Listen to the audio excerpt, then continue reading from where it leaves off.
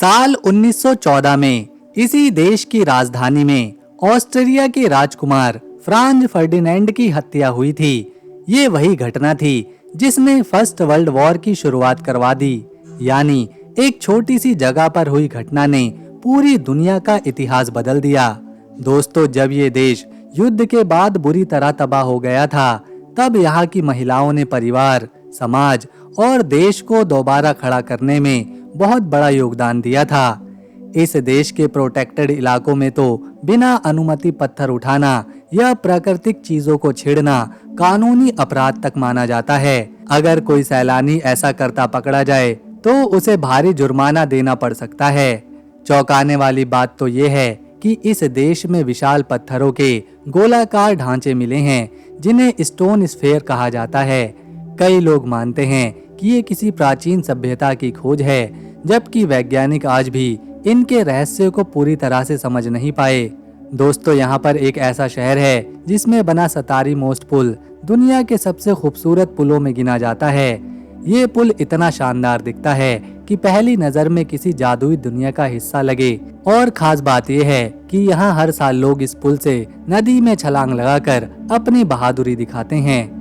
यहाँ मेहमान को पारंपरिक कॉफी देना सम्मान की निशानी माना जाता है। अगर कोई मेहमान घर पर आए और उसे कॉफी ना दी जाए तो इसे बदतमीजी समझा जाता है। इस देश में एक ऐसी जगह भी मौजूद है जहाँ पर बेहद ही अनोखे पिरामिड बने हुए हैं और कई वैज्ञानिकों का दावा ये है कि यही पिरामिड्स हैं जिनको धरती पर सबसे पहले बनाया गया था और ये इजिप्ट के पिरामिड से भी पुराने हो सकते हैं।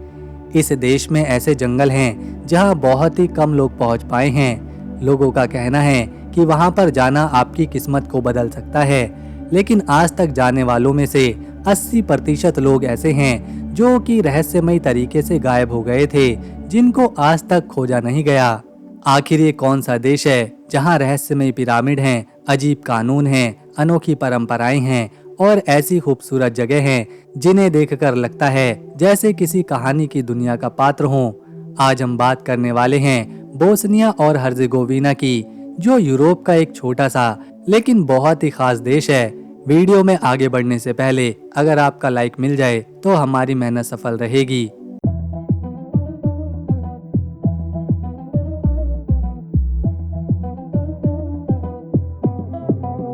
नक्शे पर देखें तो बोस्निया और हर्जेगोविना दक्षिण पूर्वी यूरोप में बाल्कन प्रायद्वीप के बीच में दिखाई देता है। इसके पड़ोसी देश क्रोएशिया, सर्बिया और मोंटेनेग्रो है। ये देश बहुत ही छोटा है। इसका लैंड एरिया केवल 51,157 स्क्वायर किलोमीटर में फैला हुआ है। आप इसे कुछ इस तरह समझिए जितना हमारा हरियाणा राज्य है, बस उससे थोड़ा सा ही बड़ा। यहाँ की आबादी करीब 31.4 लाख है, जिसमें 53% महिलाएं और केवल 47% पुरुष हैं। यहाँ की 51% आबादी इस्लाम धर्म को मानती है, जो इसे यूरोप के सबसे बड़े मुस्लिम आबादी वाले देशों में से एक बनाती है। बोस्निया और हर्जेगोविना में कन्वर्टिबल मार्क नाम की करेंसी को इस्तेमाल किया जाता है। एक कन्वर्टिबल मार्क की कीमत भारतीय रुपए में 51 रुपए के बराबर है।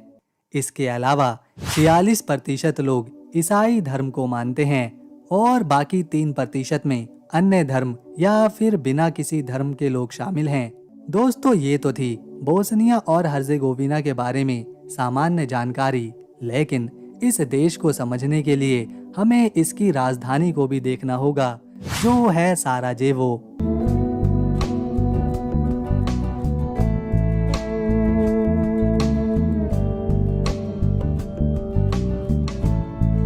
पंद्रहवीं शताब्दी में बोस्निया और हर्जेगोविना पर ऑटोमन साम्राज्य का कब्जा हुआ करता था और यही वो समय था जब साराजेवो शहर की नींव रखी गई।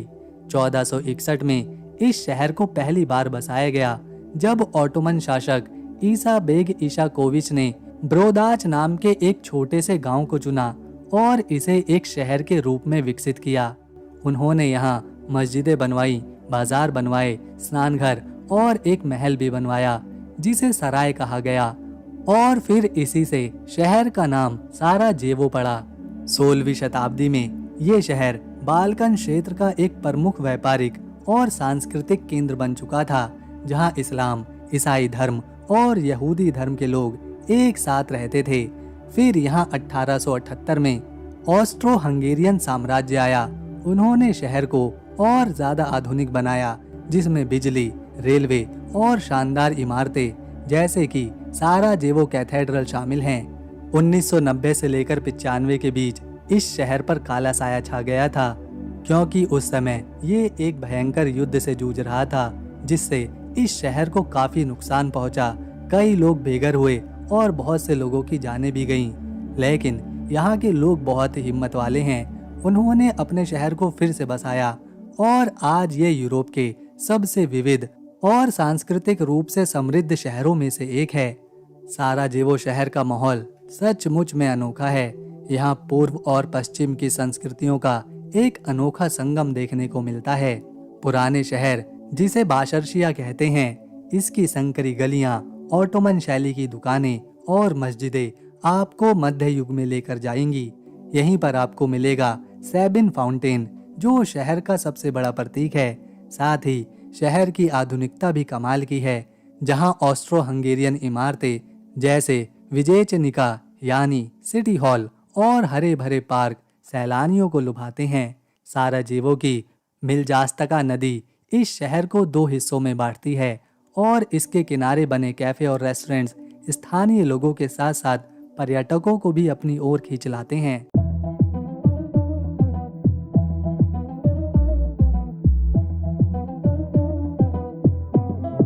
संस्कृति के मामले में साराजेवो अंतर्राष्ट्रीय फिल्म फेस्टिवल और national museum of Bosnia and Herzegovina यहाँ पर काफी मशहूर हैं। शिक्षा के क्षेत्र में साराजेवो यूनिवर्सिटी इसे बाल्कन क्षेत्र का एक प्रमुख शैक्षिक केंद्र बनाती है।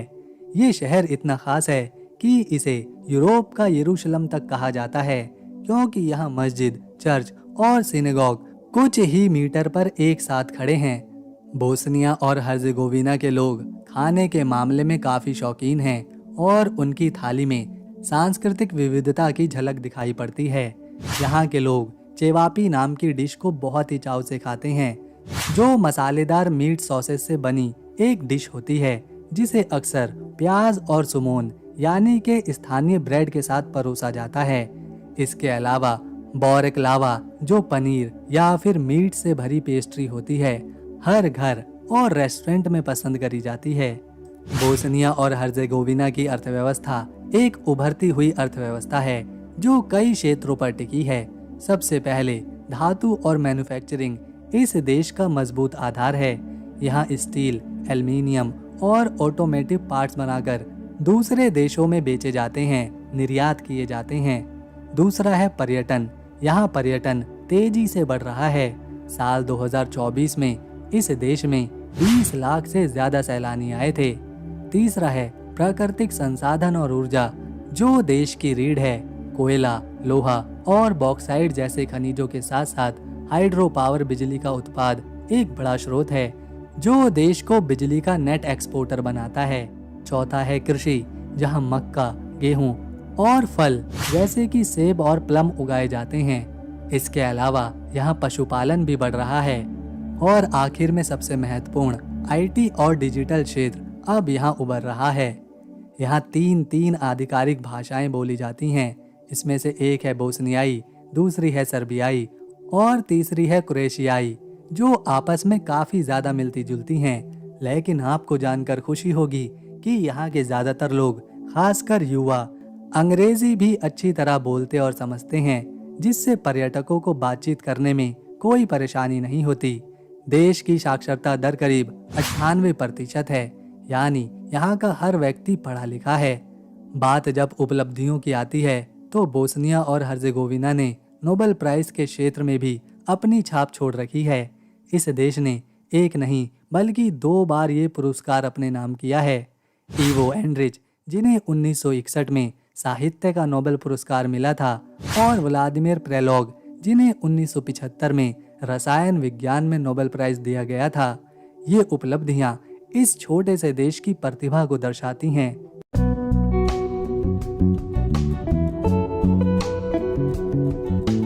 ये है क्राविका वाटरफॉल।